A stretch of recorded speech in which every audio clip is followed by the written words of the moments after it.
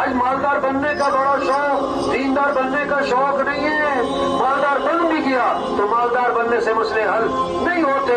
اگر دیندار بنا تو دیندار بننے سے مسئلے حل ہوتے ہیں. اللہ کے جو وعدے قرآن میں وہ ایمان عمل پر ہیں. فرمایا من عمل صالحا من ذکر او انثى وهو مؤمن فلنحيينه حیاتا طیبہ.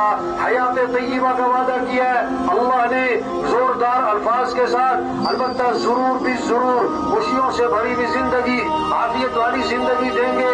کس کو؟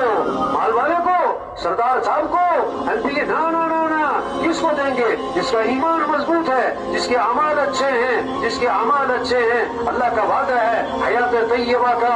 اللہ فرماتے وَمَن يَتَّقِ اللَّهَ يَجْعَل لَّهُ مِنْ أَمْرِهِ يُسْرًا. جو تقوی اختیار کر لے گا گناہوں سے بچ جائے گا, گناہوں سے بچ جائے گا, اللہ کو راضی کرے گا. اللہ فرماتے ہم اس کے کام آسان کر دیں گے, اس کی زندگی آسان کر دیں گے. وَمَن يَتَّقِ اللَّهَ يَجْعَل لَّهُ مَخْرَجًا وَيَرْزُقْهُ مِنْ حَيْثُ لَا يَحْتَسِبُ. جو تقوی اختیار کر لے گا ہر تنگی سے اس کو نکالیں گے, وہاں سے رزق دیں گے جہاں سے وہ منہ کو مت دیں. اپنے اعمال